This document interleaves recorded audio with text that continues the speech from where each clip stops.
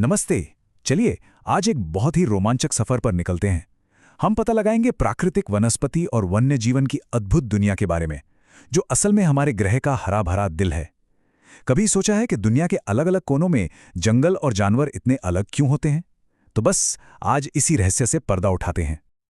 तो पूरी कहानी का सार बस इस एक लाइन में छुपा है। किसी भी जगह प्राकृतिक वनस्पति कैसी होगी, कितनी घनी होगी, ये जगह जगह बदलता है। और क्यों? सिर्फ दो मुख्य चीजों की वजह से, वहां का तापमान और नमी। बस यही वो चाबी है जिससे हमें ये समझने में मदद मिलती है कि हमारी पृथ्वी असल में ऐसी क्यों दिखती है। अच्छा, आगे बढ़ने से पहले ये समझ लेते हैं कि प्राकृतिक वनस्पति आखिर है क्या।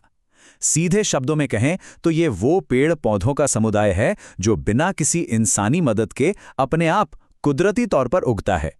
ये हमारे लगाए हुए बगीचों या खेतों से बिल्कुल अलग है। समझिए, ये कुदरत का अपना बगीचा है जिसे उसने खुद ही बनाया और संवारा है।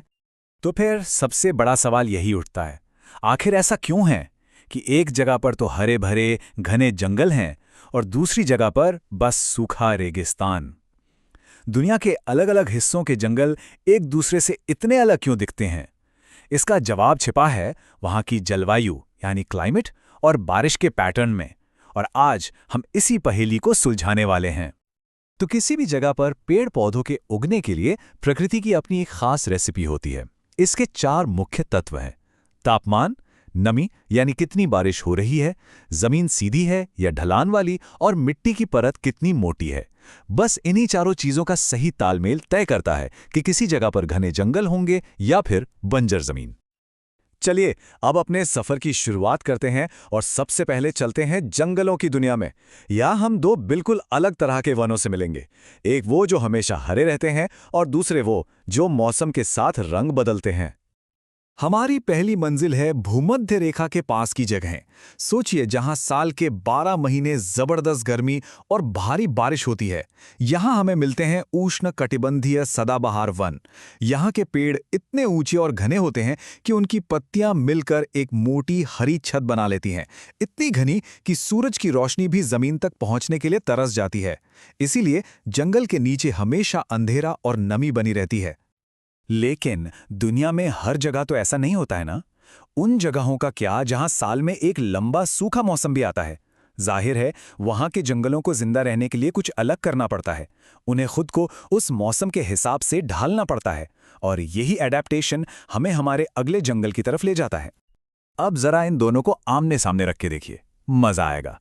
एक तरफ है ट्रॉपिकल एवरग्रीन, जिन्हें हम रेन फॉरेस्ट भी कहते हैं। ये हमेशा हरे भरे और घने रहते हैं क्योंकि यहाँ कोई सूखा मौसम होता ही नहीं। वहीं दूसरी तरफ है ट्रॉपिकल डेसिडुअस, जिन्हें मॉनसून फॉरेस्ट भी कहा जाता है। ये क्या करते हैं? सूखे मौसम में पानी बचाने के लिए अपनी सारी पत्तियां गिरा देते हैं। जहां रोजवुड और महोगनी एवरग्रीन की पहचान है, वहीं सागौन, साल और शीशम डेसिडियस जंगलों में खूब मिलते हैं। अच्छा, तो घने जंगलों की छतरी से बाहर निकलकर अब थोड़ा खुले में चलते हैं, दुनिया के विशाल घास के मैदानों और तपते रेगिस्तानों की तरफ। देखिए, जैसे जैसे बारिश कम होती जाती है ना, पूरा नज़ारा ही बदल जाता है। घने जंगल अब दूर दूर तक फैले घास के मैदानों में बदल जाते हैं, जैसे अफ्रीका के सवाना। यहाँ हाथियों, ज़ीब्रा और जिराफ का घर है।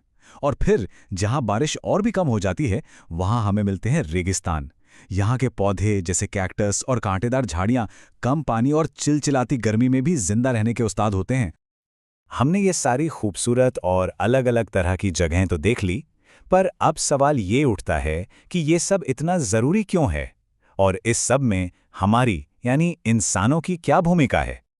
तो सबसे ज़रूरी बात यह है कि पेड़ पौधों की यही अविश्वसनीय विविधता हमारे ग्रह के सभी वन्य जीवों और जैव विविधता की नींव है। मतलब एक के बिना दूसरा रह ही नहीं सकता।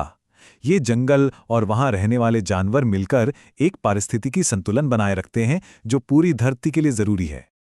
लेकिन हम सब जानते हैं कि जंगलों की कटाई, अवैध शिकार और बढ़ते प्रदूषण जैसी इंसानी गतिविधियों की वजह से ये नाजुक संतुलन तेजी से बिगड़ रहा है। तो अब सवाल ये है कि हम अपनी आने वाली पीढ़ियों के लिए इन अनमोल इकोसिस्टम्स को कैसे बचा सकते हैं। ये सुनने में शायद बहुत बड़ा काम लगे, पर इसकी शुरुआत कुछ आसान लेकिन बहुत जरूरी कदमों से हो सकती है। पहला, हमें जानवरों के घरों यानी उनके हैबिटेट्स को बचाना होगा, नेशनल पार्क और वाइल्ड लाइफ सेंचुरी बनाकर। दूसरा, जहां जंगल कट गए हैं वहां फिर से पेड़ लगाने होंगे। और तीसरा, जो सबसे ज्यादा जरूरी है, वो ये कि हमें इस बारे में और लोगों को बताना होगा, जागरूकता फैलानी होगी। और आखिर में एक बात है जो हम सबको हमेशा याद रखनी चाहिए। हमारे जंगल, वो असल में पृथ्वी के फेफड़े हैं। ये हमें वो हवा देते हैं जिससे हम सांस लेते हैं। तो क्या यह हमारी जिम्मेदारी नहीं कि हम आने वाली पीढ़ियों के लिए इन्हें बचा कर रखें? आखिर में बस एक ख्याल सोचिए, प्रकृति हमें जीवन देती है, अब प्रकृति की रक्षा करने की बारी हमारी है।